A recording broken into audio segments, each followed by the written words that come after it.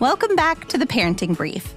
I'm your host, Jessica Stewart Gonzalez, an Arizona working mom and program director for the Maternal Infant and Early Childhood Home Visiting Program at the Arizona Department of Health Services. Being a mom is my absolute favorite job, but at times it can be really hard.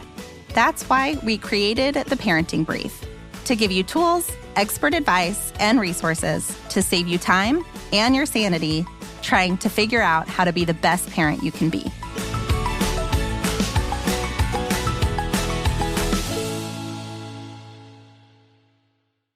We're so glad you're here for another episode of the Parenting Brief. During this episode, we are going to be discussing the importance of monitoring fetal movement during the third trimester as a strategy for decreasing the risk of a stillbirth. Typically, I don't start off the episodes with a direct statement of the topic, but I wanted to make sure that going into this episode, you knew what we were going to be talking about.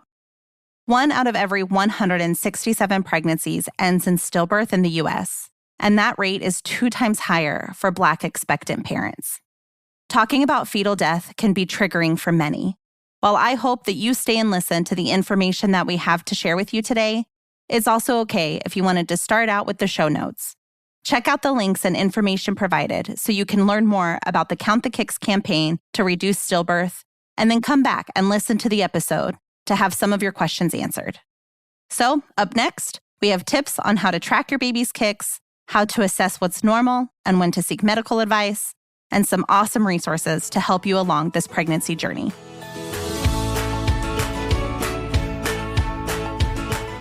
Joining us on this episode is Emily Price, the Executive Director of Healthy Birthday, Inc., the organization behind the Count the Kicks campaign. Emily, we're so glad you're able to join us today. Thank you so much for having me. There is so much information out there about what is and isn't normal during pregnancy. So let's just start off with this. At what point during pregnancy should a pregnant person start feeling those first flutters and kicks? Typically, anywhere between 16 and 20 weeks, expectant mamas will feel those first flutters and kicks. It's different for every woman. And of course, if you have an interior placenta, it's a little bit more difficult to feel those flutters and kicks as well. So these movements can be a really weird sensation, and they can be distracting or even annoying at times, especially if you're trying to sleep. So can you talk about that connection between those movements and a baby's health, and why it's important to notice the baby's movement pattern? That's a great question. So research shows, this is all based on evidence, that a change in what's normal for your baby, a change in their movement pattern, is an indication that there may be something wrong with the pregnancy and that both mom and baby need evaluation by their provider.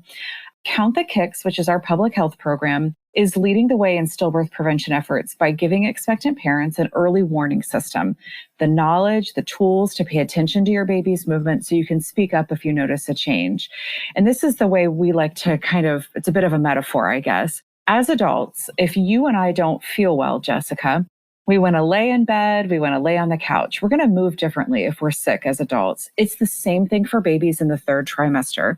If they're not doing well, their movement is going to change. And the things that can cause a change of movement could be anything from an infection that baby has developed in utero, an infection that mom may have developed, umbilical cord issues, placenta issues. Any of those things could lead to a change in movement for your baby. And to be clear, a change in movement doesn't always mean something is wrong. It does mean you need to go get checked out and let your provider take it from there.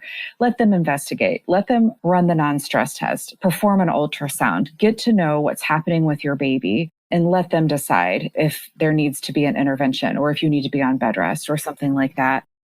Is there a typical pattern that kind of follows that fetal movement, or is everybody different? Is every baby different? What type of patterns or how long do you track in order to figure out what that pattern is? Every single baby is different and every pregnancy is different. My babies were totally different. So my son was super active. On average, it took my son, 5-10 minutes to get to 10 movements each day. That's what you're looking for during your kick counting session, is how long it takes your baby to get to 10 movements each day, and getting to know what's normal for your baby. So if my son on average took 5 to 10 minutes each day in the third trimester to get to 10 movements, it's going to be a big red flag for me if all of a sudden that baby My son takes an hour to get to 10 movements, and I need to call my provider. But my daughter was different. It took her quite a bit longer to get to 10 movements. And so an hour would not have been a huge deal for her. And so that's why you need to know with each pregnancy, with each baby, what their specific normal is. When you're talking about finding that pattern, when should that pattern be determined when you're starting those, how long does it take to get to the 10 movements? When should that be happening? When your baby is most active is a great time to count. For many babies, that's in the evenings. So say you've been busy all day, walking around or working, and then at night you finally have a chance to sit down and rest. That tends to be when babies start to move more. And there's even been research that healthy babies happen to move more at night in the evening. And so for a lot of moms, they do tend to track and count their baby's movements before bedtime, kind of after they've had dinner, they're finally able to relax and focus. That is a popular time. But if your baby happens to be active in the morning, I would suggest counting in the morning. So basically, whenever your baby is active is the best time for you to count. And we know that unfortunately, even in the best of efforts and circumstances, that tragedy definitely, can still happen. And this is really just a tool to use as an intervention in the event that something could be wrong. It certainly isn't a foolproof method. But do you have any information or statistics in regards to what the benefit is of doing this, of counting the kicks and movements? I know it's count the kicks, but counting those fetal movements and the preventative measure to that connection? Yes, absolutely. And so this is a stillbirth prevention effort. This is a stillbirth prevention campaign. And we know that not every baby can be saved from stillbirth. There are simply some things that can happen in utero or with a pregnancy that cannot be prevented. And so let there be no guilt factor whatsoever for any mom or dad who has lost a baby to stillbirth. There are too many things out of our control in pregnancy. What we do know and do believe, and there's lots of evidence behind this, we believe about 1/3 of stillbirths can be prevented. Here in America, 1 out of every 167 pregnancies ends in stillbirth. And so we have a method that is evidence-based. It's specifically based on research out of Norway that saw a 30% reduction in Norway by simply educating expectant parents to pay attention to movement and fetal movement in the 3rd trimester and to speak up if you notice a change. Can you also explain, and I don't know if this is in your realm of expertise, but we are talking about tracking in the 3rd trimester. We're talking about stillbirth, the data that you provided of that 1 in every 167. Can you explain a little bit the difference between a miscarriage and a stillbirth and what those numbers really represent when we're talking about 1 out of 167? That's a great question that most people don't understand. Even some experts don't even know the difference. And so that's a great question. Miscarriage in this country is defined as the loss of a pregnancy before 20 weeks of pregnancy. And stillbirth is defined as the loss of a pregnancy 20 weeks or greater. And so when I say 1 out of every 167 pregnancies ends in stillbirth, that does not account for miscarriages. The statistic for miscarriages is that 1 in 4 pregnancies ends in miscarriage. So your chances of having a stillbirth are less than your chance of having a miscarriage. But it is still not a great statistic in this country that 1 out of every 167 pregnancies ends in stillbirth.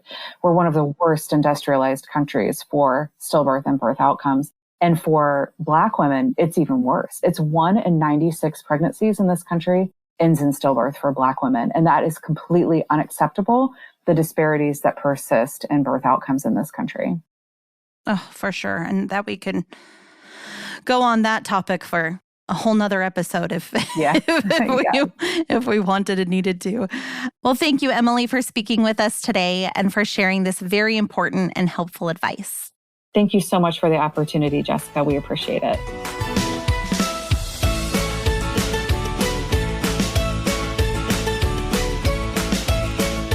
For more information on Count the Kicks, head to the links in the show notes. And don't forget to follow The Parenting Brief on your favorite podcast app.